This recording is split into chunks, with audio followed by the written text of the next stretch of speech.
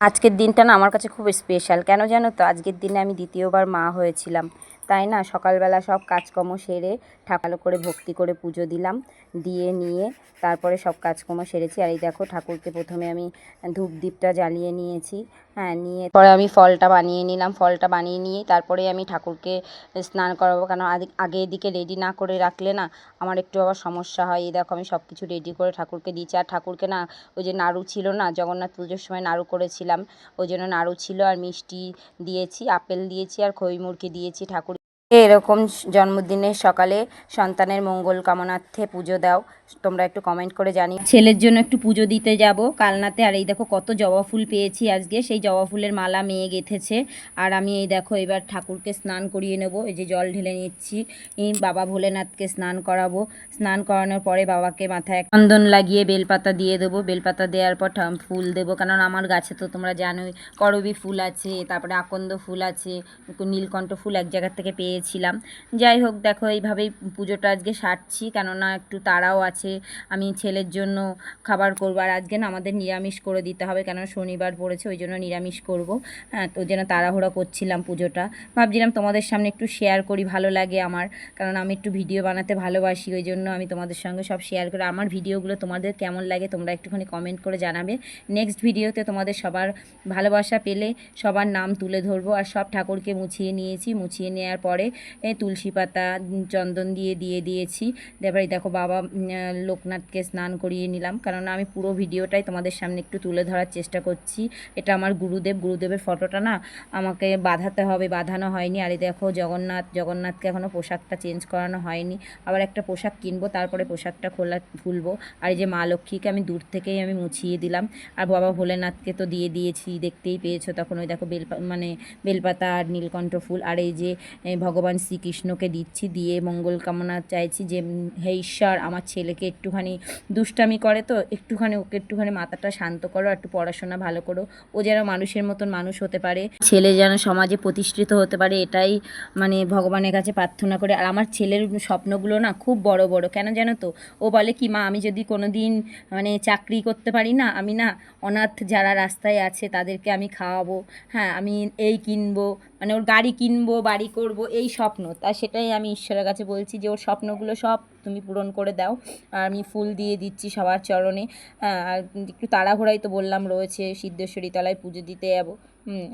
যাই হোক দেখো সবাই একটুখানি আমার ছেলেকে একটু আশীর্বাদ করো, আর ওর যেন ভালোই হয়, আমি এটাই চাই। আর একটুখানি ভগবানের কাছে প্রার্থনা করো যেন ও যেন একটু চঞ্চলতাটা ওর কমায়। আর আজকে ঠাকুরের ভোগে তো কী দিয়েছি দেখতেই পেরেছো।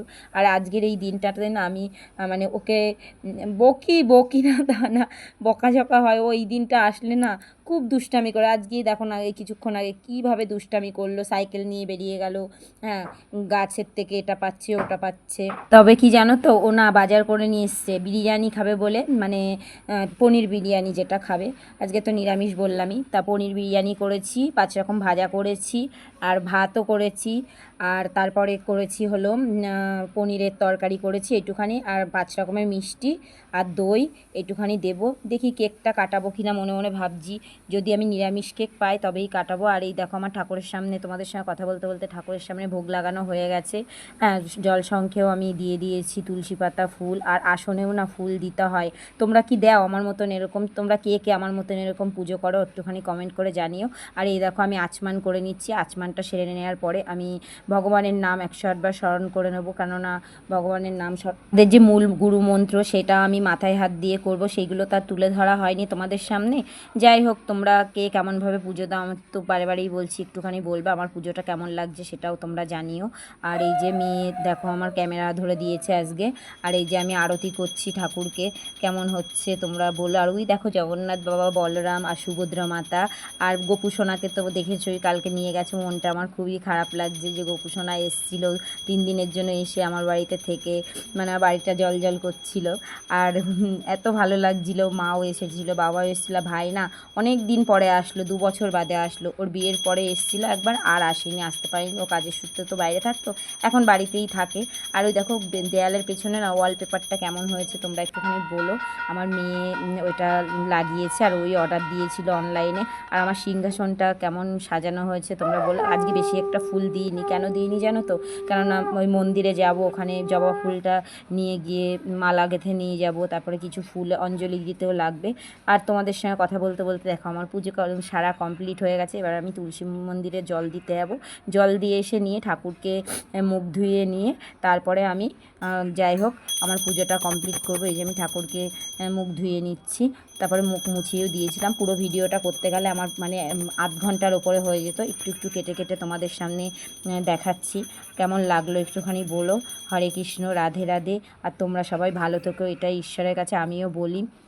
আর পুজোটা কেমন সারলাম সেটাও বলো, আর কেমন লাগছে আমার ঈশ্বরকে। এই দেখো, দেখেছো কি সুন্দর লাগছে না? কি সুন্দর প্রতিমা। আর এই লক্ষ্মী ঠাকুরটাকে না আমি নিয়ে এসেছি, আমার ভোলে বাবাকেও দেখো কত সুন্দর লাগছে। আমি এইভাবেই পুজোটা দিই। তোমরা কে কেমনভাবে পুজো দাও বন্ধুরা বলো। আর আবার নেক্সট ভিডিও দেখা হবে। আজকের মতন বিদায় নিলাম, টাটা।